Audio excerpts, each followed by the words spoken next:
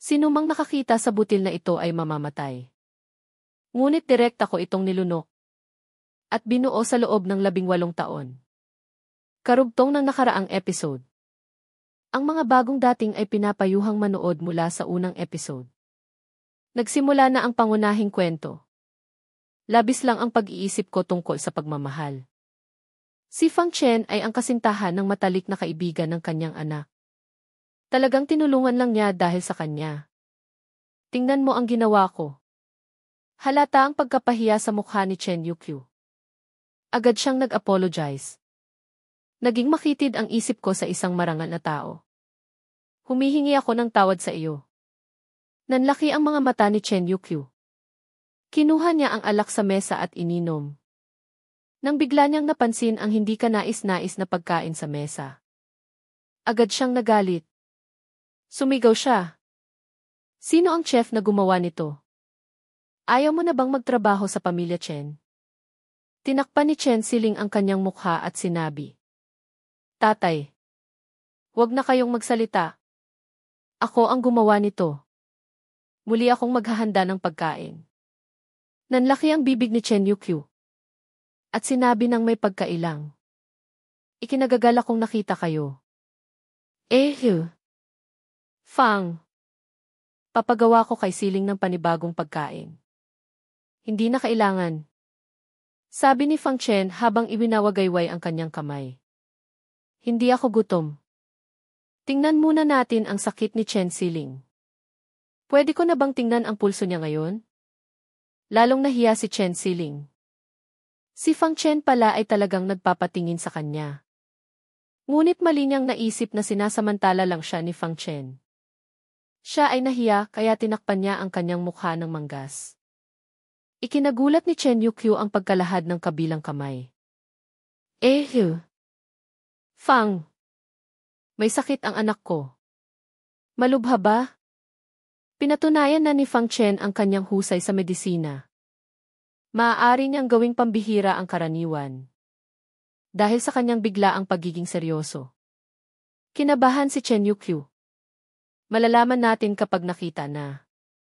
Ibinigay ni Fang Chen ang kanyang kamay sa pulso ni Chen Siling. Pagkaraan ng ilang sandali, may kakaibang ekspresyon siya sa mukha. Ang pulso ay bilog, makinis, umaagos, at nagbabago. Ito ay tanda ng isang huamay. Nagpakita si Chen Siling ng isang pares ng mga mata na may natitirang kahihiyan. Nagtaka siya. Ano ang huamay? Tiningnan ni Fang Chen ang ibabang bahagi ng tiyan ni Chen Siling. At sinabing, Buntis. Plak! Biglang nabitawan ni Chen Yukyu ang baso ng alak. Bumagsak ito sa lupa at nabasag sa maraming piraso. Nanlaki ang kanyang mga mata sa pagkagulat habang tinitignan ang kanyang anak. Parang tinamaan ng kidlat si Chen Siling. Buntis? Bilang karagdagan sa pagkabigla. Isang matinding pakiramdam ng kahihiyan ang bumalot sa kanya. Lalo na dahil ang mga salitang ito ay galing kay Fang Chen. Labis siyang nahiya. Mabilis na namula ang kanyang mga mata. Malinis ako at walang bahid dungis. Hindi pa nahawakan ang aking kamay ng lalaki. Natauhan din si Chen Yukyu. Kung iba ang manggagamot na ito. Matagal na sana niyang sinampal ito. Fang. Mangyaring suriin ng maingat. Ang aking anak ay dalaga pa. At malinis ang kanyang pamumuhay. Paano siya mabubuntis? Umiling si Fang Chen. Lubos niyang pinatunayan na. Talaga itong huamay. Walang duda doon. Kung hindi ito pagbubuntis. Kung gayon, isa lang ang posibleng dahilan. Tinitigan ni Fang Chen ang ibabang bahagi ng tiyan ni Chen Siling. Na may nagniningas na tingin. Isang sinilang na katawan ng sanggol. Bahagyang nakahinga si Chen Yukyu at Chen Siling. Pagkatapos ay nagpakita sila ng pagtataka. Malinaw na hindi pa sila nakarinig ng tungkol sa sinilang na katawan ng sanggol. Sinabi ni Fang Chen, ang sinilang na katawan ng sanggol ay isang uri ng pangangatawan na umiiral sa teorya. Kapag may dalawang sanggol sa iisang sinapupunan, may napakaliit na posibilidad na ang isa sa mga sanggol ay masisipsip ng isa pa. Dalawang sanggol na gumagamit ng iisang katawan. Ito ang sinilang na katawan ng sanggol. Pagkatapos marinig ito, nagpakita si Chen Yukyu ng pag-iisip. Naaalala ko. Nang unang mabuntis ang asawa ko, may manggagamot na nagsabing kambal ang pulso niya. Ngunit kalaunan, isa lang ang ipinanganak. Akala namin, kulang lang sa husay ang manggagamot na iyon. At mali ang kanyang diagnosis. Ano? Hinawakan ni Chen Siling ang kanyang ibabang bahagi ng tiyan. At kinilabutan. Sinasabi mo bang may isa pang tao sa loob ng katawan ko? Winagayway ni Fang Chen ang kanyang kamay. At mumiti para aliwin siya. Huwag kang matakot. Tinatawag itong sinilang na katawan ng sanggol at hindi halimaw na sanggol. Kaya't malalaman mo na ang ganitong uri ng pangangatawan ay hinahangad ng maraming mananayaw. Karamihan sa mga nasisipsip na sanggol ay unti-unting magiging assimilated habang lumalaki ang pangunahing katawan. Sa iyong edad, ang nananatili ay tiyak na hindi basura. Kung magising siya, tiyak na magpapakita siya ng pambihirang aspeto. Alinman sa mayroon kang isang espesyal na kakayahan. O makapagpapalakas ito sa pangunahing katawan. O kaya inaglalaman ito ng napakalakas na spiritual root. Dahil dito, nagpakita si Chen Yukyu ng masayang ekspresyon. Magandang balita pala ito. Fang, mayroon ka bang paraan para buhayin ito? Tumango si Fang Chen. Agad siyang sumulat ng reseta. Lahat na nakasulat dito ay mamahaling sangkap. Napakasakit sa damdamin ni Chen Yukyu nang makita niya ito. Ngunit nang maisip niya na makakapagbago ito sa kanyang anak, siya ay nagpatuloy. Ang bisikatiwala ay nagsimulang magtipon ng mga materyales. Bahagyang kinagat ni Chen Siling ang kanyang labi. Hindi na siya natatakot. Sa kabaligtaran, medyo excited pa siya. Umaasa siyang magkakaroon ng malaking pagbabago. Upang lumiit ang agwat sa pagitan niya at ni Fang Chen. Fang Chen, maraming salamat talaga sa pagtulong mo ng sobra. Hindi niya alam kung paano magbayad utang. Ang kanyang mga mata ay nagniningning. Bilang ama, nakakita si Chen Yukyu ng ilang bagay. Ikinalulungkot niya. Sayang at may kasintahan na si Ji. Fang, kung hindi, bakit hindi ko ipapakasal ang aking anak sa kanya? Isang henyong manggagamot. Ang unang henyong mandirigma sa lungsod ng Guizhou. Isang dragon sa mga tao. Masaya siyang magkaisa ang dalawa. Mabilis na tumibok ang puso ni Chen Siling. Malaki pala ang pagpapahalaga ng kanyang ama sa katarungan. Nag-isip si Fang Chen. Mahina niyang sinabi, Tatay, sa totoo lang, mayroon pang isang lihim na pagkakakilanlan si Ji. Fang, mangyaring huwag ninyong ipaalam sa iba. Siya ay isang dalubhasa sa kaluluwa na may 3 bituin. Ang aming mataas na klase ng likido sa paglilinang ng qi. At ang Pifu pill ay galing sa kanya. Ano? Nanlaki ang mga mata ni Chen Yukyu. Agad siyang yumukod upang sumamba. Ngunit pinigilan siya ni Chen Siling. Tatay, hindi pa niya alam na natuklasan ko ang kanyang pagkakakilanlan bilang dalubhasa sa kaluluwa na may 3 bituin. Kaya lang siya tumigil. Ngunit ang kanyang puso ay bumulwak ng napakalaking alon. Ano ang ibig sabihin ng isang dalubhasa sa kaluluwa na may 3 bituin? Ito ay isang nilalang na kailangan pang luhuran ng pinuno ng sekta ng Qingyun. Isang taong tulad nito. Kahit na may kasintahan na, bakit hindi niya ipapakasal ang kanyang anak bilang kabit? Malakas siyang pumadyak sa kanyang hita. At sinabing, Naku, kung hindi lang nagpasya ang nanay mo ng mag-isa, sana ay mas mabuti.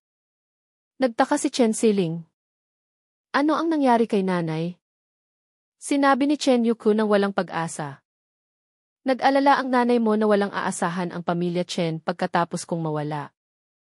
Kaya't nagpasya siyang mag-isa. At nag-ayos ng kasal sa pamilya Zhong ng lungsod ng Biliu para sa iyo. Hindi magtatagal at pupunta sila upang mag-propose. Ano? Namutla si Chen Siling at umatras ng sunod-sunod. Mayroon din siyang kasintahan. Kung gayon, siya at si Fang Chen. Sa pag-iisip nito, ang kanyang mukha ay puno ng kapaitan. Ikasal.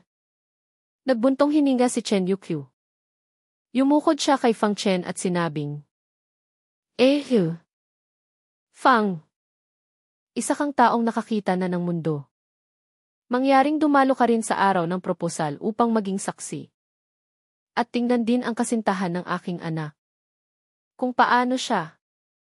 Kung karapat-dapat siyang pakasalan. Tingnan. Tumanggi si Fang Chen.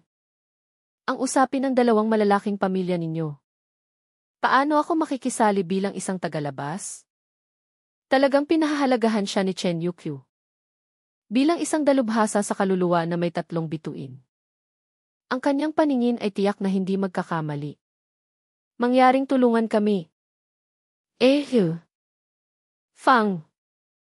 Upang hindi magpakasal ang aking anak sa maling tao.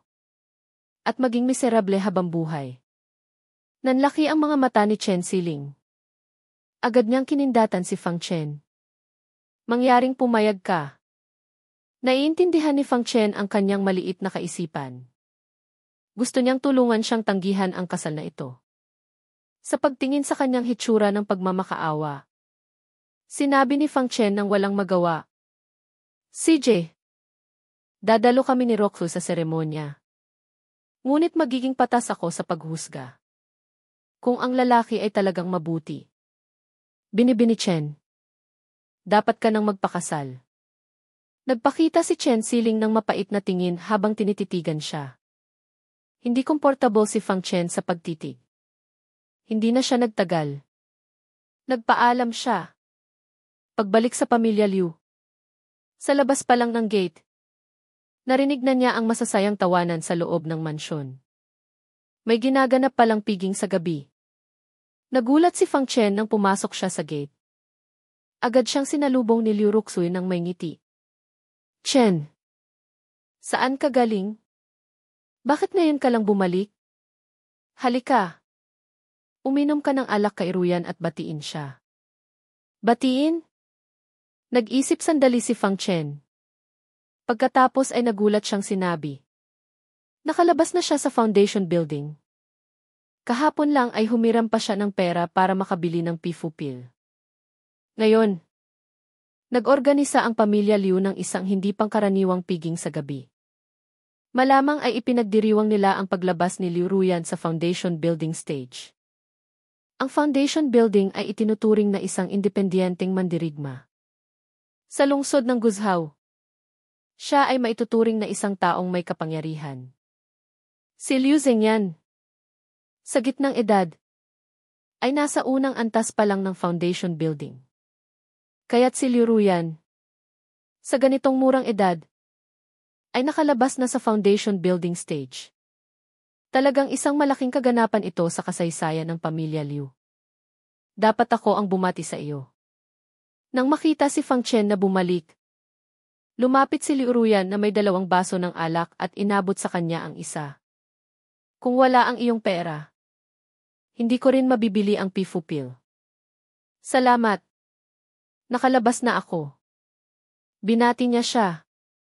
Ang masiglang si Liu Ruyan ay mas kalmado at komposado kaysa dati. Ang kanyang mga mata ay puno ng pagtitiwala. Ang kanyang pananaw sa kanilang relasyon ay tila nagbago rin habang tumataas ang kanyang ranggo. Ngayon ay hindi na siya umiiwas. Hawak ang baso ng alak. Sinabi niya, nagpasya ako noong una na tanggihan ang kasunduan sa kasal. Ngunit hindi ako nagsisisi. Lumitaw sa kanyang isip ang imahe ng bilang isa shadow guard. Tinitigan niya ito ng may paghanga. Ikaw at ako ay hindi sa iisang antas. Mahirap magkaroon ng iisang layunin. Sana ay mabilis mong makalimutan ang nakaraan. At magtuon sa martial arts. Sikaping maging mas mahusay. Walang masabi si Fang Chen. Sino ang may pinagdadaanan? Gusto pa nga niyang si Liu Ruxui ang pakasalan niya. Umiling siya. Hindi na siya nagpaliwanag pa. Bahagya siyang uminom ng alak bilang tugon. Si Kingsu, na inimbitahan upang magdiwang, ay naramdaman ang pagkaawa kay Fang Chen. Mahina niyang pinagsabihan si Ruyan. Bakit mo sinasabi ang mga ganyang bagay? Maraming tao dito. Bigyan mo naman siya ng kaunting dignidad. Kalmado si Ruyan. Gusto ko lang na mas maging maayos siya. Kung kalahati lang siya ng bilang isa shadow guard. Tinanggap ko sana ang kasunduan sa kasal noon. Gulat na gulat ang mukha ni Kingsu. Si Fang Chen ay higit pa sa kalahati ng bilang isa shadow guard. Siya mismo ang bilang isa shadow guard. Nagbukas siya ng bibig. Ngunit dahil sa pangako niya kay Fang Chen na panatilihing sikreto ang kanyang pagkakakilanlan. Hindi niya rin nasabi.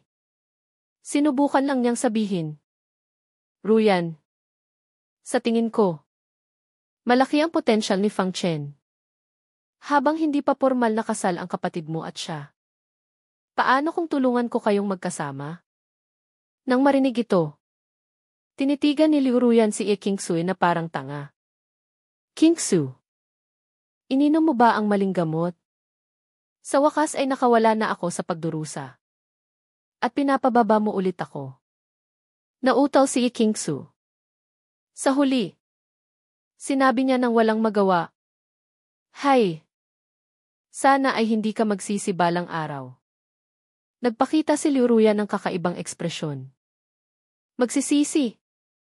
Para kay Fang Chen. Sa tingin niya, lasing ang kanyang matalik na kaibigan. Pagkatapos ng ilang baso ng alak, umalis si Fang Chen upang maghanda sa paglilinang. Ngayon ay nakipaglaban siya sa pinuno ng sangay. At lubos niyang alam ang agwat sa pagitan nila. Kailangang mabilis siyang mapataas sa susunod na antas ng paglilinang. Sa ganitong paraan, magkakaroon siya ng pag-asa na manalo. Fang Chen. Sandali. Hindi pa nakakalayo. Biglang humabol si Kingsu. Mahina niyang sinabi. Maaari ba kitang pakiusapan tungkol sa isang tao? Tumingin si Fang Chen sa paligid at nakita niyang walang tao. Sino? Sinabi ni Kingsu. Zhu Jianshen. Nahawakan siya ng yin poison habang isinasagawa ang isang misyon sa sekta ng Qingyun. Bumalik siya para magpagaling. Ngunit napakakomplikado ng kanyang sakit. Kaya't nag-imbita sila ng mga sikat na manggagamot mula sa iba't ibang lugar. Ngunit walang sinuman ang nakagawa ng paraan. Inutusan ng aking ina ang pamahalaan ng lungsod na humanap ng mas mahusay na henyong manggagamot. Kaya't naisip ka namin. Hihi! Walang pag-aalinlangang sinabi ni Fang Chen. Sasagipin ko siya. Hindi mo ba alam ang aking galit sa kanya? Agad niyang ipinaliwanag ang kanilang alitan. Nang malaman na may utang na pagkuha ng asawa. Nagulat si Kingsu. Pagkatapos mag-isip. Nagbago ang kanyang isip at sinabing. Pinapayuhan pa rin kitang pumunta. Mayroon ang pamilya Zhu ng 1,000 taong gulang na bukal. Sa bawat 10 taon, may ilang orbe ng espiritu ng apoy na lumilitaw doon. Malaki ang benepisyo nito sa 9 na antas ng paglilinang ng Qi. Kung napakalakas ng iyong kakayahan, 3 piraso ay sapat na para makalabas ka sa 9 na antas ng paglilinang ng Qi. Maaari mong hingin sa pamilya Zhu na gamitin ito bilang kondisyon upang tulungan mong gamutin si Zhu Jianshen 1 beses. May ganitong magandang bagay ang pamilya Zhu. Nagulat si Fang Chen. Bagamat ayaw niyang iligtas si Zhu Jianshen. Mahirap makakuha ng orbe ng espiritu ng apoy. Anong sakit ang mayroon siya? Ikinuwento ni Kingsu ang lahat ng kanyang nalalaman. Pagkatapos marinig ito, nagulat si Fang Chen. Anong yin poison? Ito ay corpse poison na nakuha mula sa pakikipag-ugnayan sa mga babaeng naglilinang ng evil path. Ang pagtanggal ng laso na ito ay magiging lubhang masakit. CJ. Pumapayag ako. Nagpakita si King Sui ng masayang ekspresyon. Bukas ay sasamahan kita sa pamilya Zhu.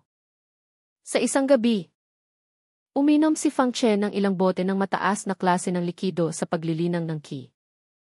Ngunit hindi man lang tumaas ang kanyang antas ng paglilinang. Lalo itong humihirap habang tumataas siya. Tiningnan ni Fang Chen ang araw sa labas ng bintana. Tumayo siya. Ang mga labi ng palasyo ng Xuefu ay maaaring lumitaw muli anumang oras. Kailangan niyang mabilis na mapataas ang kanyang antas ng paglilinang. Ang orbe ng espiritu ng apoy ng pamilya Zhu ay kailangang makuha.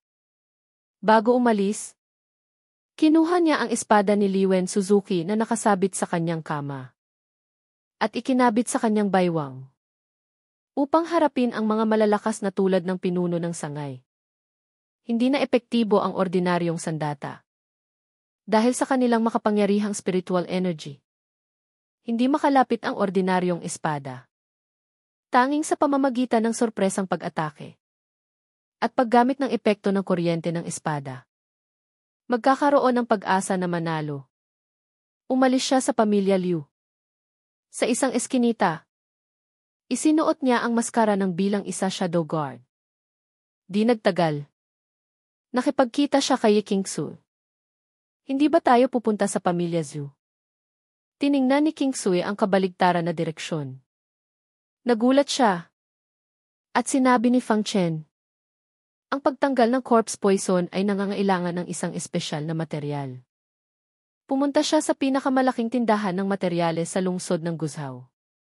Pagkatapos maghanap, nakita niya ang isang tanso-kulay. Natinik ng dugong bakal na puno ng matutulis na dulo. Buti na lang at mayroon dito. Sabi ni Fang Chen. Nagpakita ng pagtataka si King Sui. Dinampot niya ito gamit ang kanyang daliri. Huwag mong hawakan. Agad na pinigilan ni Fang Chen. Ito ay tinik ng dugong bakal. Hindi ito dapat hawakan ng direkta ng kamay. Kung hindi, magdudulot ito ng sakit na parang hinihiwa ang laman. Mabilis na binawi ni King Sui ang kanyang kamay. Napakahiwaga. Ano ang ginto sa tabi niyan? Itinuro niya ang magkatulad na tinik sa tabi. Ngunit ang buong katawan ay kulay ginto. Ito ay mas malakas na tinik na umaani ng kaluluwa. Ang paghawak dito ay magdudulot ng matinding sakit sa kaluluwa. Napakasakit na parang mamamatay ka na. Tanging sa mga pasyente na may komplikadong sakit lang ito ginagamit. Ang pasyenteng ito ay malinaw na si Zhu Jianshen. Isinuot ni Fang Chen ang kanyang guwantes. At dinampot ang tanso-kulay na tinik ng dugong bakal. Ito ay sapat na. Ang tinik na umaani ng kaluluwa ay maaaring pumatay kay Zhu Jianshen. Sa sandaling iyon, pumasok si Zhu Jianshen kasama ang kanyang mga alalay. Mula sa malayo, sumigaw siya. May-ari ng tindahan. Bigyan mo pa ako ng isa pang set. Ng pampakalma na sungay ng kambing. Nakita niya si Fang Chen. Agad siyang nagpakita ng kaunting pagkasuya. Bakit nandito rin si bilang isa shadow guard para bumili ng materyales? Sino naman ang gusto niyang buhayin ulit? Tumingin siya sa tinik ng dugong bakal sa kamay ni Fang Chen. At malakas na sinabi. May-ari ng tindahan. Lahat ng hawak niya ay bibilhin ko. Nanlaki ang mga mata ng may-ari ng tindahan. Magaling! Magaling! Magaling! Ipapabalot ko ito para kay Ji. Zhu! Ito rin ang aagawin? Dinampot ni Fang Chen ang tinik na umaani ng kaluluwa. Muling malakas na sinabi ni Zhu Jianshen. Ito rin ang gusto ko. Ako ang malaking customer dito. Mayroon akong prioridad sa pagbili ng lahat ng materyales. Agad na sumunod ang may-ari ng tindahan. At kinuha rin ang tinik na umaani ng kaluluwa. Nagpakita si Fang Chen ng kakaibang ekspresyon. Ang pasyente mismo ang nagbabayad para sa mga materyales ng kanyang gamot. Mayroon pa bang ganitong magandang bagay? Sinabi niya nang may malalim na kahulugan. Kung gusto mo. Zhu. CJ. Sa gilid. Si Ye Qingsu ay hindi nangahas na pumunta sa pamilya Zhu. Sa pamilya Zhu. Si Zhang Yuxiu, na nakarinig ng balita, ay matagal nang naghihintay. Ngunit nang makita niya na ang kasama ni Ye Qingsu ay isang napakabatang nakamaskara, siya ay humagalpak. Qingsu. Ito ba ang sinasabi mong henyong manggagamot? Hindi ba't napakabata niya? Hindi nakakagulat na may ganitong pag-aalala.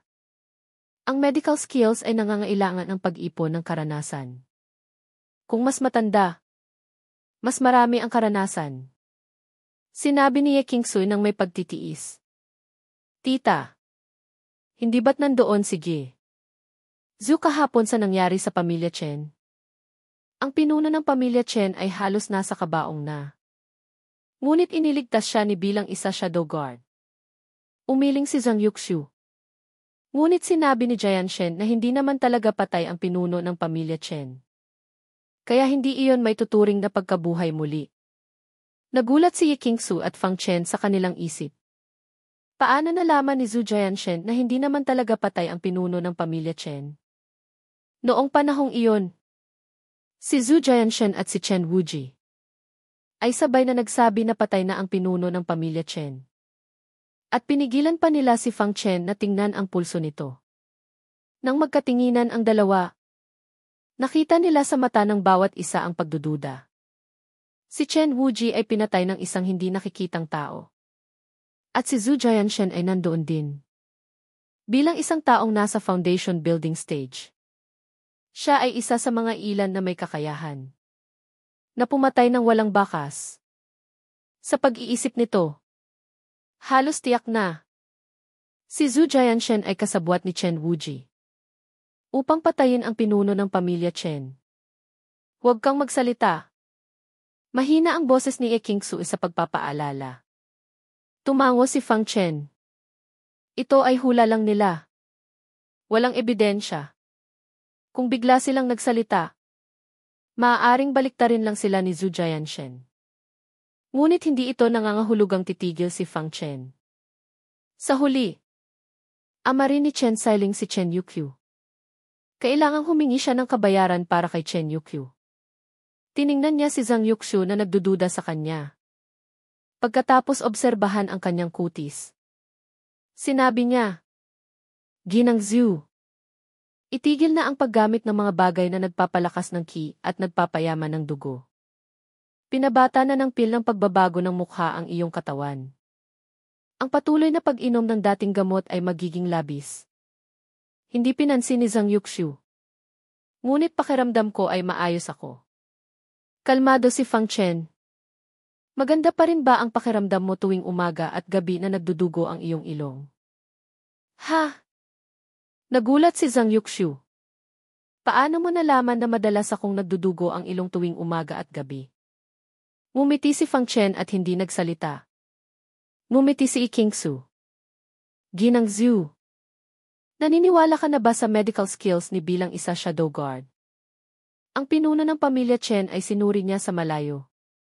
Ngayon, si Zhang Yuxiu hindi na nangahas na magduda sa mataas na antas ng medical skills ni bilang isa shadow guard. Agad niyang sinabi, Dali. Bigyan ng tsaa ang henyong manggagamot na ito.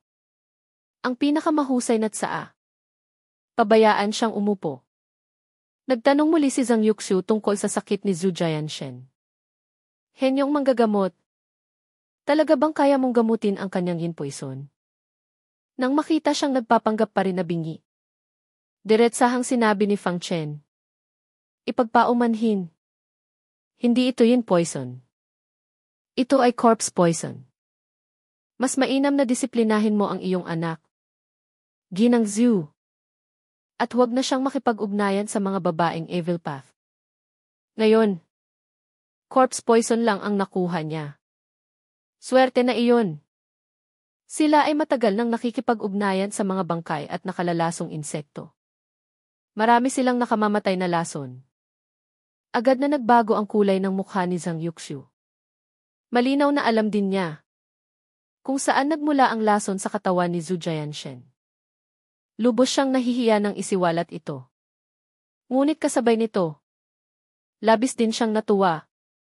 Ang iba pang tinatawag na henyong manggagamot. Kahit sa harap ng pasyente, hindi nila matukoy kung anong lason. Si bilang isa shadow guard, sa pamamagitan lamang ng ilang paglalarawan ng sakit, ay nakumpirma ang tunay na sakit. Kung hindi niya magagamot ang sakit ng kanyang anak, wala nang iba pa sa mundo ang makakagawa nito. Henyong manggagamot, nakasalalay sa iyo ang sakit ng aking anak. Excited na sinabi ni Zhang Yuxiu. Iwinagayway ni Fang Chen ang kanyang kamay at sinabing, ngunit gusto ko ang orbe ng espiritu ng apoy ng pamilya Zhu. Ano? Si Zhang Yuxiu ay nagpakita ng pag-aalinlangan. Tila nahihirapan. Nag-atubili siya at sinabi, henyong manggagamot, maaari ba nating palitan ng ibang bagay? Maaari kang pumili ng malaya sa kayamanan ng pamilya Zhu. Tanging ang orbe ng espiritu ng apoy ay inilaan para sa mga inner sect disciples ng sekta ng Qingyun. Umiling si Fang Chen. Gusto ko lang ang orbe ng espiritu ng apoy. Hindi ako interesado sa iba. Kung hindi ito kayang ibigay ng pamilya Zhu, aalis na ako. Pagkatapos niyang magsalita, agad siyang tumayo. Hindi siya nag-atubili. Nag-alala si Zhang Yuxiu. Hiningi niya ang tulong ni Ye Qingsu. Nagkibit balikat si Ye Qingsu nang walang magawa. Ang kaya ninyong ibigay ay kaya ring ibigay ng pamilya Chen. Bukod pa rito, ang pamilya Chen ay iniligtas ang buhay. Sa tingin ko, mas marami na silang naibigay. Hindi nangangailangan ng ordinaryong bagay si bilang isa shadow guard. Kung ayaw mo ng orbe ng espiritu ng apoy, ituring mo na lang na hindi kami bumisita. Pagkatapos nito, makipag-ugnayan ka na lang sa bilang isa shadow guard. Nabayaran ko na ang pabor na ito. Kung hindi lang dahil sa pabor na inutang ng pamilya Ye sa pamilya Zhu noon, hindi sana mag-aabalang hingi ni Ye Qingsu ang tulong ni bilang isa shadow guard para sa sakit ni Zhu Jianshen. Ngayon, bayad na ang utang. Hindi na siya makikialam. Nag-alala agad si Zhang Yuxiu. Kung paalisin niya si bilang isa shadow guard, ang corpse poison ng kanyang anak, malamang ay wala nang makakapagligtas. CJ, sa pagkaumang, sinabi niya, pumapayag ako. Ngunit nitong mga nakaraang taon, unti-unting bumababa ang bilang ng orbe ng espiritu ng apoy na lumalabas sa bukal. Hindi ako sigurado kung gaano karami pa ang nasa bukal pagkatapos ng 10 taon. Maaari lang akong pumayag na pababain ka ng 1 beses upang kumuha. Kung makakita ka o hindi ay nakasalalay sa iyo. Bahagyang kumunot ang noo ni Fang Chen. Hindi garantisado ang bilang. Ngunit ang pagkakataon ay nasa harap niya. Hindi niya ito maaaring palampasin. Hindi ba? Nag-isip sandali. Naiisip na may nagbayad na para sa mga materyales ng gamot. Kailangan lang niyang magbigay ng kaunting lakas. Kaya't agad siyang pumayag. CJ. Ngayon, simulan na ninyo ang paghahanda para sa paggamot ayon sa aking tagubilin. Sa ilalim ng kanyang tagubilin, dinala ng mga alipin ng pamilya Zhu ang isang frame ng pagkatay ng baboy. At naghanda ng 1 palanggana ng nagniningas na uling. Medyo naguguluhan si Zhang Yuxiu. Henyong manggagamot. Bakit parang baboy ang paggagamot na ito? Nagpaalala si Fang Chen. Ang proseso ng pagtanggal ng corpse poison ay magiging masakit. Mamaya, mangyaring manatiling kalmado. Ginang Zhu. Kung hihinto ka sa gitna, sa tingin ko, ang corpse poison ng iyong anak ay tuluyang hindi na magagamot. Tumango si Zhang Yuxiu at sinabing, basta't gumaling siya. Anong masama sa kaunting sakit? Umiling si Fang Chen. Wala siyang alam sa sakit ng pagtanggal ng corpse poison. Di nagtagal. Bumalik si Zhu Jianshen. Agad na sinabi ni Zhang Yuxiu. Anak, bilisan mo at bumati sa henyong manggagamot. Siya ang henyong manggagamot na inirekomenda ni Binibinie. Narinig na niya kahapon na may isa pang henyong manggagamot na darating upang gamutin siya ngayon. At inirekomenda pa ni Ekingsu mismo. Nahawakan siya ng corpse poison sa loob ng kalahating taon. Lalo siyang lumalala. Kung hindi ito aalisin agad, delikado ang kanyang buhay. Hindi siya nag-atubiling yumukod at sinabing, Ako si Zhu Jianshen. Ikinalulugod kong makita ka. Nang makilala niya na ang tinatawag na henyong manggagamot ay si bilang isa shadow guard. Agad siyang kumunot ang noo at sinabing, Nanay, bakit mo siya inimbitahan? Papalayasin mo siya. Ayaw kong gamutin niya ako. Sinaway ni Zhang Yuxiu. Manahimik. Paano ka magiging bastos sa henyong manggagamot? Bukod sa kanya, wala nang iba pa ang makakagamot sa iyong corpse poison. Galit na galit si Zhu Jianshen kay bilang isa shadow guard. Higit pa rito, nagkaroon sila ng kaunting alitan kanina. Paano niya hahayaang gamutin siya? Huminga siya sa kanyang ilong. Kung sino man ang gustong magpagamot sa kanya, siya na lang. Hindi ako interesado. Pagkatapos niyang magsalita, agad siyang umalis. Nagalit si Zhang Yuxiu. Ikabit siya. Ikabit ninyo siya. Malubha ang sakit. Paano ka magiging ganito? Agad na pinalibutan siya ng ilang bisita. Ngunit paano sila magiging kalaban ni Zhu Jianshen? Sa ilang sandali, natumba silang lahat. Isang grupo ng mga alipin. Paano kayo nangahas na lumaban sa akin? Galit na sigaw ni Zhu Jianshen. Ngunit sa sandaling iyon, lumabo ang kanyang paningin. Si bilang isa shadow guard pala ang sumaksak sa kanya ng espada na kahoy. Tumawa si Zhu Jianshen. Isang taong nasa ikasyam na antas ng paglilinang ng ki. Nangahas na saktan ako. Kinuha niya ang espada na kahoy. Ngunit hindi niya alam na ang espada na kahoy ay hindi dapat hawakan ng katawan. Habang hawak niya ang espada na kahoy upang agawin ito, biglang inilabas ni Fang Chen ang epekto ng kuryente ng espada na kahoy. Agad na dumaloy ang malakas na kuryente sa katawan ni Zhu Jianshen. Nagpaputok siya ng sigaw at nanigas sa lugar. Sinamantala ni Fang Chen ang pagkakataon na umikot. At sinipa siya papunta sa frame na kahoy. Ikabit siya. Agad na lumapit ang mga katulong. At mahigpit siyang iginapos sa frame ng pagkatay ng baboy. Nang bumalik ang pakiramdam sa kanyang katawan, hindi na niya maigalaw ang kanyang mga kamay at paa. Sumisigaw lang siya. Palayain mo ako. Mabilis na palayain mo ako. Hindi siya pinansin ni Fang Chen. Inutusan niya ang mga tao na dalhin siya sa ibabaw ng apoy. Ang matinding init ay nagdulot ng pagdaing niya. Ano ang gagawin mo sa akin? Kalmadong sinabi ni Fang Chen. Siyempre. Gagamutin kita. Ngunit kailangan pa ng isang mahalagang materyal. Binuksan niya ang bag na dala ni Zhu Jianshen. At nakita ang gintong tinik na umaani ng kaluluwa. Hindi niya maiwasang magtanong. Nasaan ang tanso kulay na tinik? Sinabi ng isang alalay na walang magawa. Napakamura raw ng batang amo. Kaya't itinapon niya ito sa daan. Walang masabi si Fang Chen. Dinampot niya ang tinik na umaani ng kaluluwa at lumapit kay Zhu Jianshen. Wala nang paraan. Itinapon mo ang tinik ng dugong bakal. Kaya ito lang ang magagamit ko para gamutin ka. Nang makita niya ito, namutla si Zhu Jianshen. Sandali. Gagamitin mo ang tinik na umaani ng kaluluwa para gamutin ako. Alam mo ba kung ano ito? Maaari itong pumatay ng tao. Malinaw na kilala niya ang bagay na ito. At alam din niya ang kakilakilabot nitong epekto. Nagpakita si Fang Chen ng mapanuksong ekspresyon.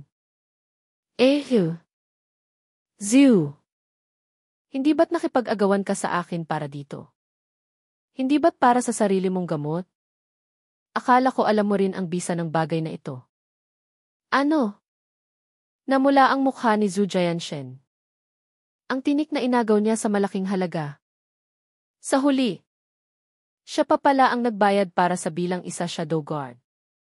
Labis siyang nabalisa. Ngunit ang mas kinatakutan niya ay na ang bagay na ito ay gagamitin sa kanya. Ang mas nakakasakit sa kanya ay itinapon niya ang tinik ng dugong bakal na mas mababa ang sakit. At naiwan lang ang tinik na umaani ng kaluluwa. Bilang isa shadow guard, pinagbabawalan kitang lumapit. Huwag kang lumapit. Nang itulak ni Fang Chen ang tinik na umaani ng kaluluwa sa kanyang katawan. Agad itong nagdulot ng matinding sakit sa kaluluwa. Parang isang matalim na kutsilyo na umiikot ng galit sa loob ng kaluluwa. Ang sakit na iyon ay 10 beses na mas matindi kaysa sa sakit ng sugat sa laman. Agad siyang sumigaw ng parang baboy na kinakatay. Ang kanyang mga braso at binti ay nanginig at nagkunwaring labis na masakit. Lubos na nasasaktan si Zhang Yuxiu sa narinig niya. Handa na siyang sumigaw ng kiitigil. Ngunit napansin niya na mula sa balat ni Zhu Jianshen may lumalabas na itim na likido.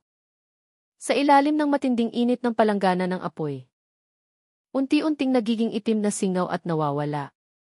Talaga bang epektibo ang pamamaraang ito? Pinigilan niya ang sakit sa kanyang puso at tinakpan ang kanyang tainga. Tumalikod siya at sinabing, "Anak, magtiis ka. Malapit na itong matapos." Sa simula, nakasigaw pa si Zhu Jianshen. Ngunit habang lumalalim ang paggamot, napakasakit na hindi na niya makasigaw. Patuloy siyang nanginig at lumabas ang puting bula sa kanyang bibig. Ang lahat ng sakit na dinanas niya sa buong buhay niya ay hindi umabot sa 1/10 ng sakit na nararamdaman niya ngayon.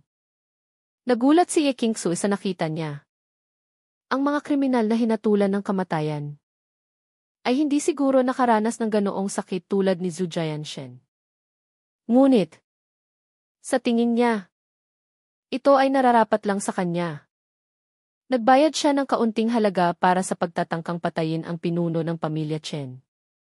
Pagkaraan ng kalahating oras, sa loob ng katawan ni Zhu Jianshen, wala nang lumalabas na itim na likido. Huminto sa wakas si Fang Chen. Okay na.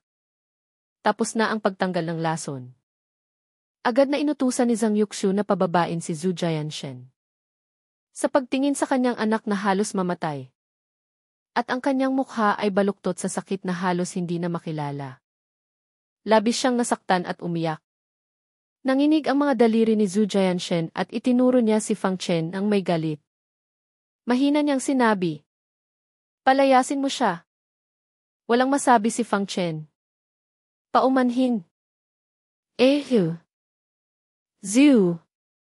Sa tingin ko, hindi ako aalis kaagad. Dahil kailangan ko pang pumunta sa 1,000 taong gulang na bukal ng pamilya Zhu upang kumuha ng orbe ng espiritu ng apoy.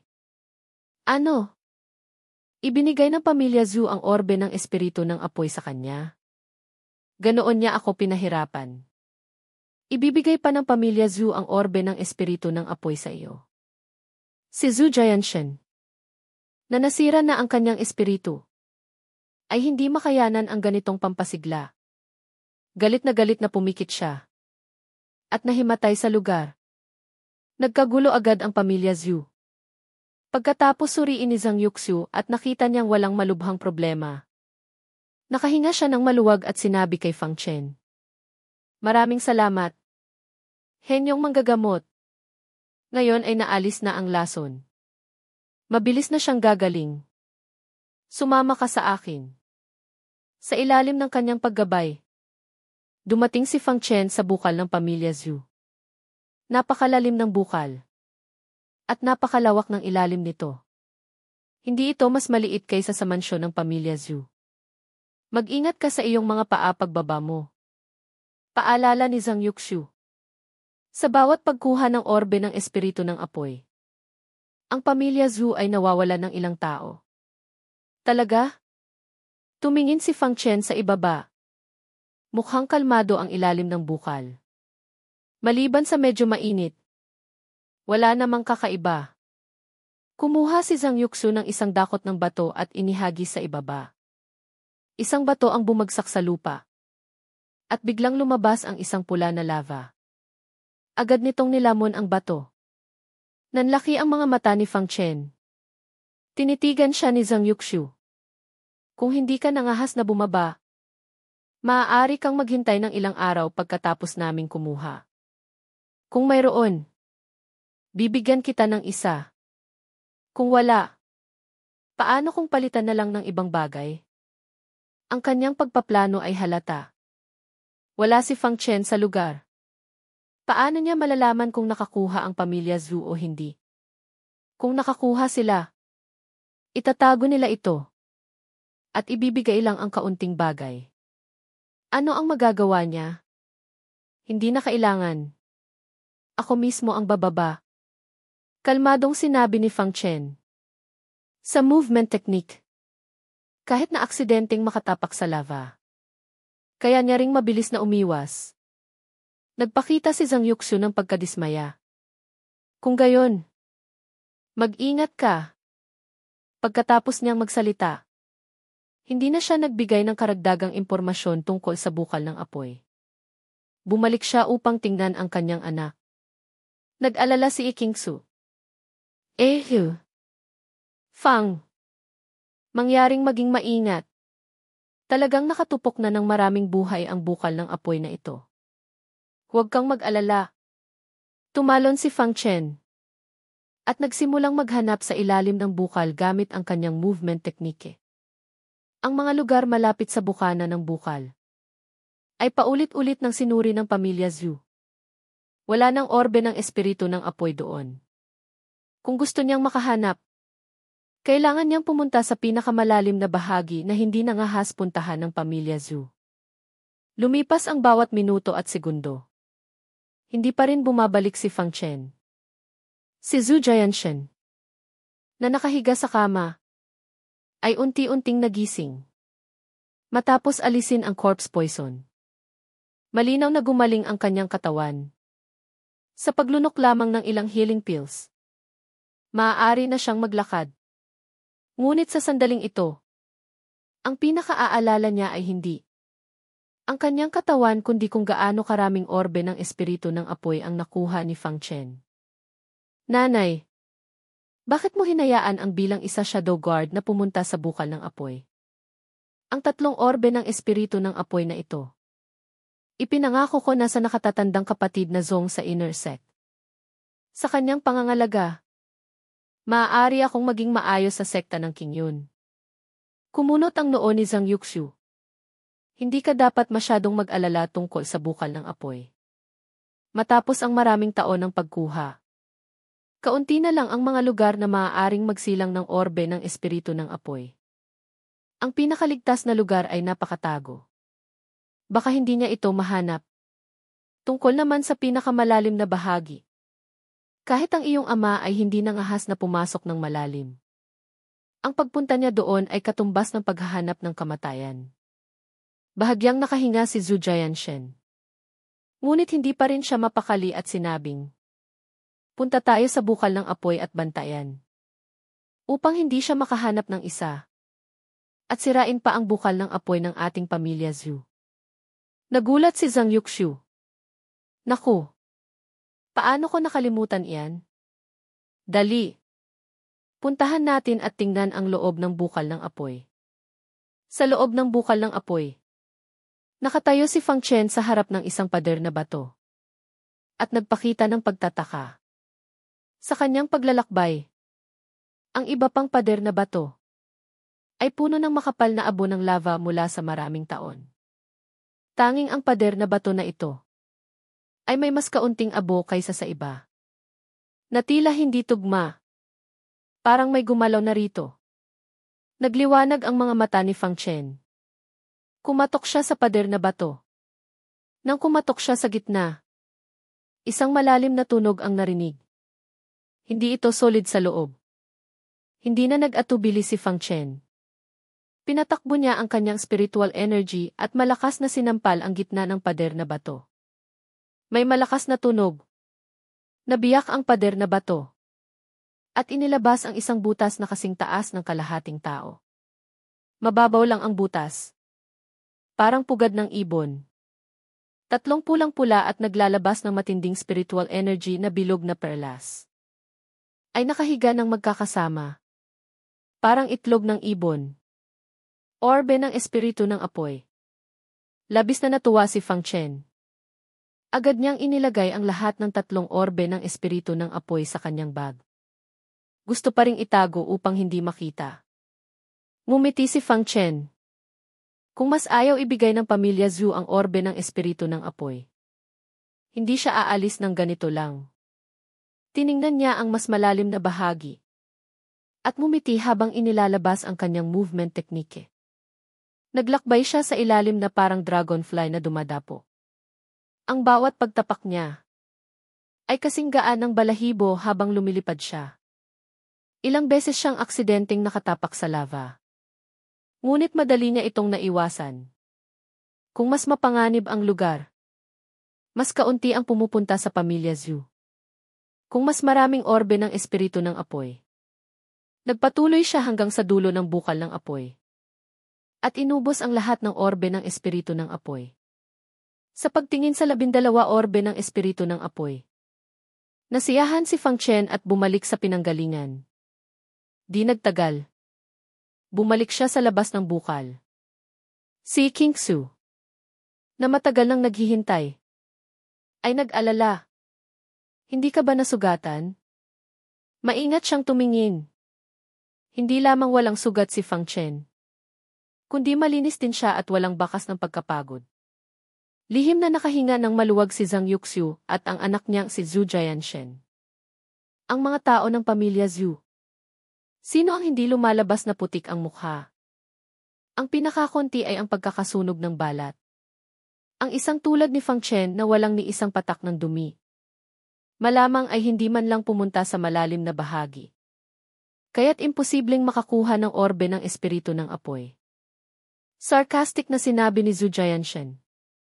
Nagpapayabang na bababa. Pero ito lang. Mas mabuti pang bigyan na lang kami ng pamilya Zhu ng kaunting bagay. Nagluwag ang kilay ni Zhang Yuxiu. Fang. Ikaw ang pumili na bumaba sa bukal. May kasunduan tayo. Kung makakakuha ka o hindi ay nakasalalay sa iyong kakayahan.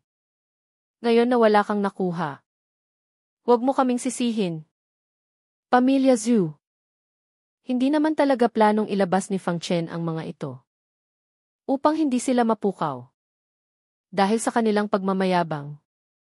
Kinuha ni Fang Chen ang 6 piraso ng walang pag-aalinlangan. Swerte lang pala. Nakahanap ako ng 6 piraso. Pagkatapos magsalita, ibinigay niya ang 3 sa mga ito kay Ye Qingsu. Ito ang 3 para sa iyo. Ito ang iyong bayad sa pagpapakilala ng negosyong ito. Walang pag-aalinlangang tinanggap ni Ye Qingsu ang mga ito. Nagpakita ng masayang ekspresyon. Nakakita pala siya ng 6. Paano mo nagawa? Sa bawat pagbaba ng mga tao ng pamilya Zhu, 3 lang ang nakikita. At sabay na nagbago ang kulay ng mukha ni Zhang Yuxiu at Zhu Jianshen. Nagulat si Zhu Jianshen. 6 piraso. Paano ka nakakuha ng ganoon karami? Dali. Bitawan mo siya. Galit na sigaw ni Fang Chen. Kinuha ko ito sa aking kakayahan. Ngayon na gumaling na ang sakit. Gusto na ng pamilya Zhu na bawiin ito. Nanlamig ang mukha ni Zhang Yuxiu. Fang. Kung kukuha ka ng 1 o 2, wala akong problema. Ngunit ang 6 ay masyadong marami. Kung ganoon, kunin mo ang 3. Iwanan mo ang 3. Magkaibigan pa rin tayo sa hinaharap. Nagalit na agad. Kung alam lang nila, na inubos ni Fang Chen ang lahat ng nasa bukal ng apoy. At kinuha ang 12 piraso. Malamang ay magkakaroon ng away agad. Walang emosyon si Fang Chen. Ginang Zhu. Dati mong sinabi na kung gaano karami ang makuha ko ay nakasalalay sa aking kakayahan. Hindi naman siguro kapag wala akong nakuha. Sasabihin mong kulang ako sa kakayahan. At kapag napakarami kong nakuha, sisihin mo akong masyadong malupit. Si Kingsu, na nakakuha ng 3 orbe ng espiritu ng apoy, ay lumabas din upang depensahan. Tita, tinulungan ko lang ang henyong manggagamot dahil sa pagkakaibigan ng dalawang pamilya. Kung susundin mo ang iyong salita, paano kami makikitungo bilang pamilya Parang lumunok ng mapait na ampalaya si Zhang Yuxiu. Walang masabi. Hindi niya inaasahan na makakahanap si Fang Chen ng 6 piraso. Ngunit dahil may kasunduan na at naroroon ang anak ng City Lord, mahirap para sa kanya na bawiin ang kanyang salita. Maaari lang siyang magalit at sinabing, CJ, kunin mo na. Tanggap namin ang aming kamalasan. Umalis si Fang Chen at Kingsu. Lalo pang nagalit si Zhu Jianshen. Nakakuyom ang kanyang kamao at sinabing, pesting bagay. Napakalupit talaga. Ngunit ibig sabihin nito, marami pa ring orbe ng espiritu ng apoy sa ating bukal ng apoy. Kung hindi, ang isang dayuhan na katulad niya na unang bumaba, ay paano makakakuha ng ganoon karami? Nanlaki ang mga mata ni Zhang Yuxiu nang marinig ito. Agad niyang tinawag ang kanyang mga kamag-anak upang bumaba at kumuha. Ngunit sa isang araw at isang gabi ng pagtatrabaho, maliban sa pagkakaroon ng mga sugat, wala silang nakuha ni isang orbe ng espiritu ng apoy. Iulat sa ginang, ang orbe ng espiritu ng apoy sa nakatagong lugar ay kinuha na ng batang iyon. At ang ilang orbe ng espiritu ng apoy na nakita namin noon sa malalim na bahagi ay wala na rin. Ano? Galit na galit si Zhu Jianshen. Kinolekta niya ang lahat ng orbe ng espiritu ng apoy. Wala siyang tinira ni isa. Hayop! Hindi pa tayo tapos. Samantala, sabay na bumalik si Fang Chen at Kingsu sa pamilya Liu. Hawak ni Kingsu ang 3 orbe ng espiritu ng apoy na ayaw niyang bitawan. Nang mapansin niyang nagsisimulang lumabo ang kulay ng orbe ng espiritu ng apoy, agad siyang nagpaalala. Halos nakalimutan ko na.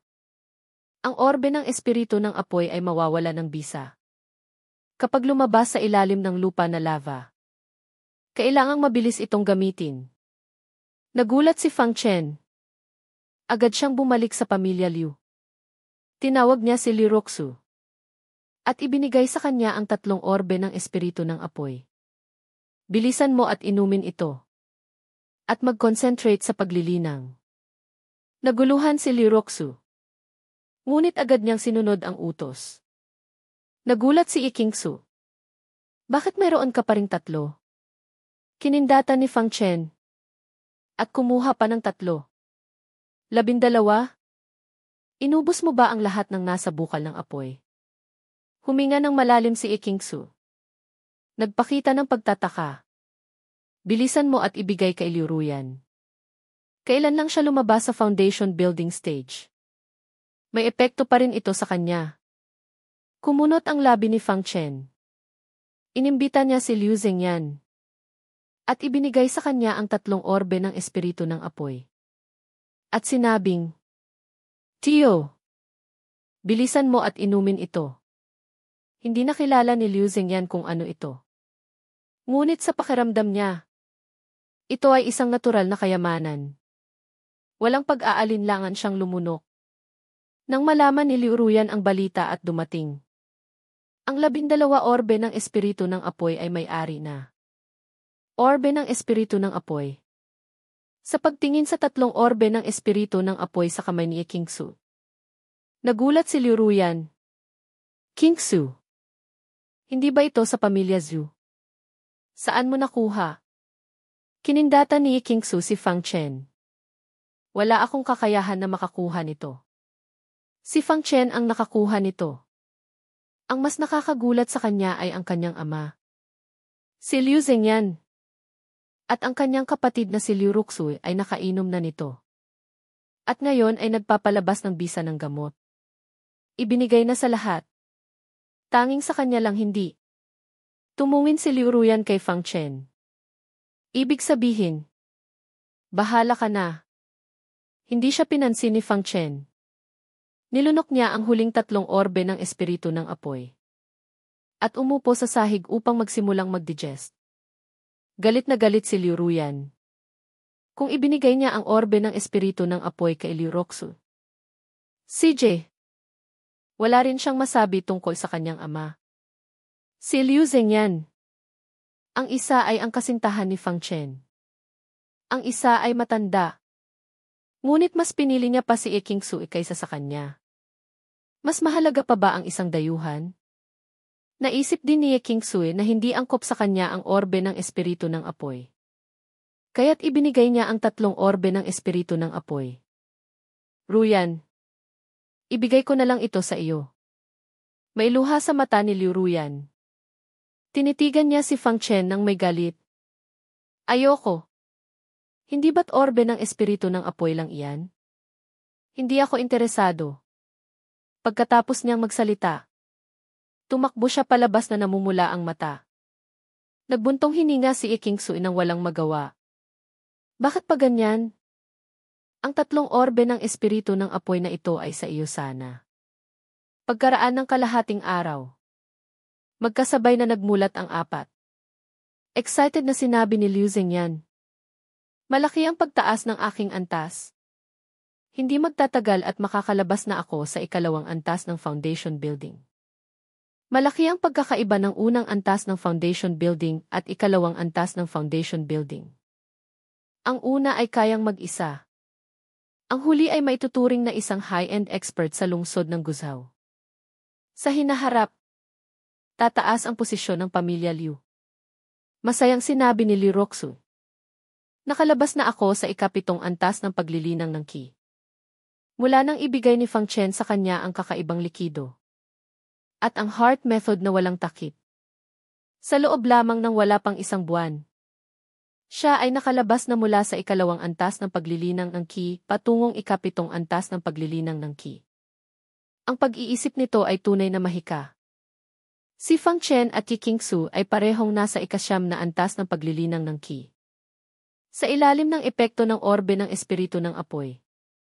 Agad silang nakalabas sa 9 na antas ng paglilinang ng qi na kumpleto. Ang spiritual energy ay tumaas ng 50%. Bahagyang nagulat si Fang Chen. Ang 9 na antas ng paglilinang ng qi at ang 9 na antas ng paglilinang ng qi na kumpleto. Napakalaki pala ng pagkakaiba sa spiritual energy. Nagtitiwala siya na sa susunod na makakalaban niya ang pinuno ng sangay. Hindi na mahihirapan na sirain ang kanyang spiritual energy. Basta't may pagkakataon siyang umunlad. Kaya niyang ilabas ang kanyang sword art at ang epekto ng kuryente ng espada na kahoy. Biglang, isang matinis na tunog ang dumating. Isang paputok ang sumabog sa himpapawid. Nagdulot ng malaking usok. Nagbago ang kulay ng mukha ni Fang Chen. Dumating ang palasyo ng Xifu. Agad na dinampot ni Fang Chen ang espada na kahoy. At tumalon patungo sa direksyon ng usok na parang pana. Hindi niya nakalimutang isuot ang maskara ng bilang isa shadow guard. Sumunod din si Qingsu. Tumingin sa direksyon ng usok. Parang sa pamilya Qin. Pamilya Qin. Sandaling nag-isip si Fang Chen. Agad niyang naintindihan. Ang pinuno ng sangay ay naghahanap ng gamot para sa kanyang mata. Hindi niya dapat hayaang bumalik ang kanyang paningin. Ang pinuno ng sangay, na nawalan ng isang mata, ay nabawasan ang lakas ng 30%. Kung bumalik ang kanyang lakas, aabot siya sa rurok. Sa panahong iyon, maliban kung kumilos ang City Lord, mahirap siyang pigilan. Hindi na siya nag-atubili. Agad niyang ginamit ang anino ng takot na swan at naging isang anino. Mauna na ako. Nagulat si Qingsu. Naglilinan din pala siya ng movement technique. Alam ng lahat na ang movement technique ay ang pinakakaunti at pinakamahirap linangin. Mahirap makakuha ang mga ordinaryong tao. Kahit na swerte silang makakita. 10 sa 8 beses ay hindi nila ito malilinang. Ngunit si Fang Chen ay mailihim na profound movement technique. Ito ay nagpapakita na siya ay may pambihirang katalinuhan. Bilang karagdagan sa pagkabigla, hindi maiwasang maawa si King Su kay Liu Ruyan. Ruyan. Nawalan ka ng isang pambihirang kasintahan sa mundo. Hindi kalayuan ang pamilya Liu sa pamilya Qin. Bukod pa rito, ang pambihirang movement technique ni Fang Chen. Kaya't sa loob lamang ng kalahating tasa ng tsaa, nakarating siya.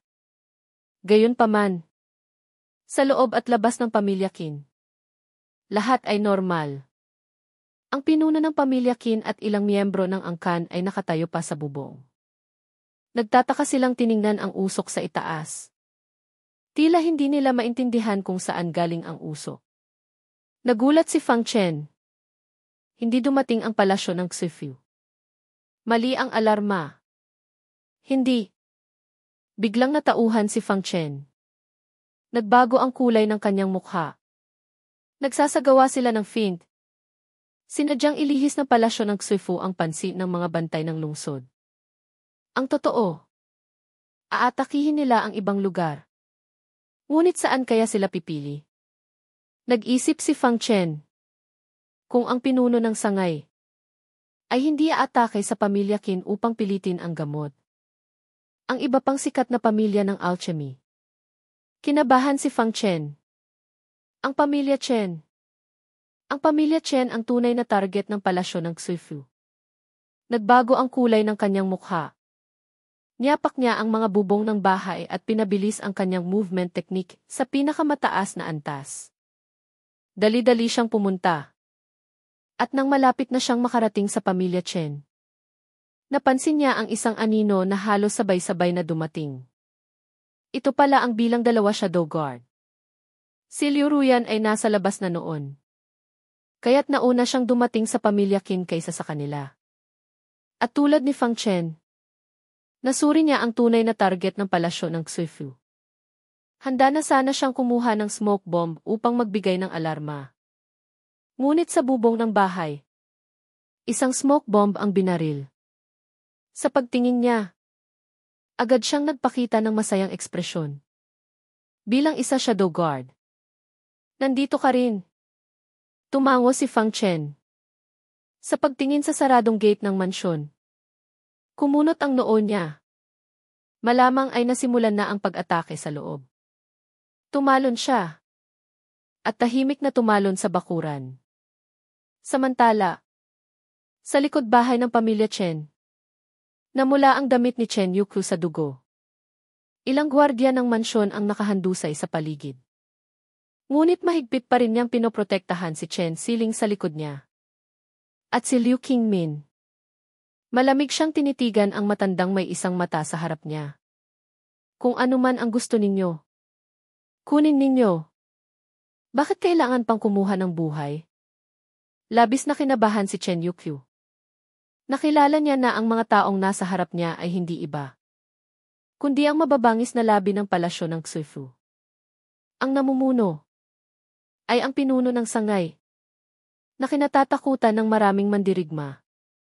Tiningnan ng pinuno ng sangay ang kanyang paa. Ang huling gwardiya na namatay.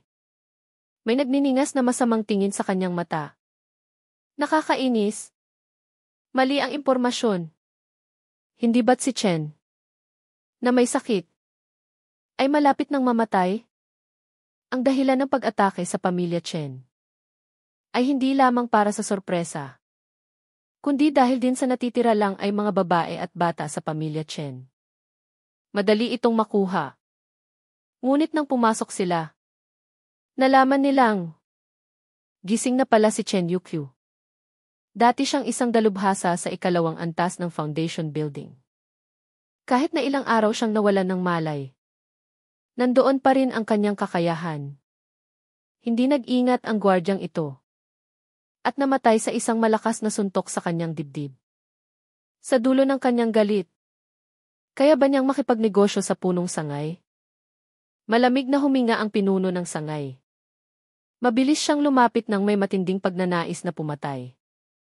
Ang kanyang dalawang kamao, puno ng malakas na spiritual energy, ay malakas na lumusob sa balikat ni Chen Siling, na nakalantad ang kalahati ng katawan. Nagulat si Chen Yukyu. Mahigpit siyang umiti at malakas na sumuntok ng 2 beses upang lumaban. Ngunit sa kanyang nasugatan na katawan, paano niya makakaya ang pinuno ng sangay? Sa loob lamang ng ilang sandali, binuksan ng pinuno ng sangay ang braso ni Chen Yukyu gamit ang kanyang 2 kamao. At direktang sinaksak ang kanyang dibdib. Agad na sumuka ng dugo si Chen Yukyu. At umatras ng may hika. Pinindot niya si Liu Qingmin at ang kanyang anak sa lupa. Umisi ang pinuno ng sangay at lumapit. Tiyak na si Chen Yukyu ay hindi na makakatayo. Pagkatapos ay tumingin siya ng may masamang hangarin kay Chen Siling. Isang napakaganda at sariwang dalaga. Dahil bulag ako, kailangan ko ng isang mountain bandit wife para paglingkuran ako sa hinaharap. Yumuko siya at kinuha ang balikat ni Chen Siling. Nagulantang si Chen Yukyu at gustong pigilan. Ngunit napansin niyang nabali ang buto sa kanyang dibdib. Hindi na siya makagalaw. Sa isang sandali ng malaking panganib, isang sigaw ang dumating. Tumingin si Chen Yukyu at ang pinuno ng sanggay. Isang maliksi na anino pala. Ang mabilis na tumalon sa likod bahay. Itinumba niya ng isang espada ang isang miyembro ng palasyo ng Xuefu na nagbabantay sa likod bahay. Salieg! Ikaw! Galit na galit ang pinuno ng sangay. Nang makita niya ang maskara at ang napakalinaw na numero na 1 dito, mula sa kanyang nag-iisang mata, lumabas ang matinding put. At sa ilang sandali ng kanilang pagkagulat, si Fang Chen, sa kanyang kahangahangang movement technique, ay lumusob. At madali niyang napatay ang huling miyembro ng palasyo ng Xuefu. Ikaw na ang susunod. Itinuro ni Fang Chen ang espada na kahoy sa pinuno ng sangay. Ang kuryente ay agad na dumaloy sa buong katawan ng pinuno ng sangay. Nagdulot ng pamamanhid sa kanyang katawan. Bumagsak siya sa lupa ng ulo muna. Ang eksenang ito ay nagulat kay Liu Ruyan. Lalo pang nagulat si Chen Yukyu. Si Fang Chen ay nakalabas sa pinuno ng sangay sa isang saksak. Ngunit hindi man lang nagpakita ng paghinto si Fang Chen. Hawak niya ang hawakan ng espada. At malakas na lumuhod sa katawan ng pinuno ng sangay na nanigas. Ang espada na kahoy sa kanyang kamay ay malakas na sinaksak sa kanyang kaliwang dibdib. Agad na bumulwak ang dugo na parang bukal. Hindi ito tumigil. Nagpakita ng pagkabigla si Liu Ruyan. Napatay mo ang pinuno ng sangay? Medyo naguluhan siya. Kaya pala kayang patayin ni bilang isa shadow guard ang taong ito. Bahagyang tumango si Fang Chen. Pagkatapos ay kumilos ang kanyang tainga. Nagbago ang kanyang mukha. Bilisan ninyo. Lumayo kayo. Hindi man lang niya inilabas ang espada na kahoy. Tumalon siya paatras. Ang pinuno ng sangay, na dapat ay natusok ang puso, ay biglang tumalon ng walang babala. Hinabol niya si Fang Chen na tumalon paatras. At sumuntok ng galit. Munting basura. Mamatay ka. Kung hindi lang dahil sa natural na nasa kanan ang aking puso. Sasablay ka sa akin. Pala. Narinig ni Fang Chen ang tibok ng puso kaya niya na-realize na may mali. Ang saksak niyang iyon ay dapat eksaktong tumusok sa puso ng kalaban. Ngunit ang kanyang tibok ng puso ay normal pa rin. Buti na lang at mabilis siyang nag-react. Kung hindi, muntik na siyang matalo. Ngunit wala na siyang hawak na espada. Hindi niya magamit ang kanyang sword art. Sa sandaling ito, sa labas ng pamilya Chen, narinig ang malalakas na sigaw. Mga labi ng palasyo ng Xuefu. Dumating na ang inyong katapusan. Ang malakas at makapangyarihang boses. Sino pa kundi ang unang dalubhasa sa lungsod ng Gusu?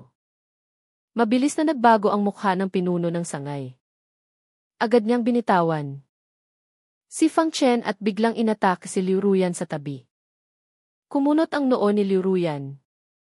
Agad niyang inilabas ang kanyang espada. Sinubukang pigilan siya. Naghihintay sa pagkilos ni Jiafeng. Ngunit paano niya makakaya ang pinuno ng sangay?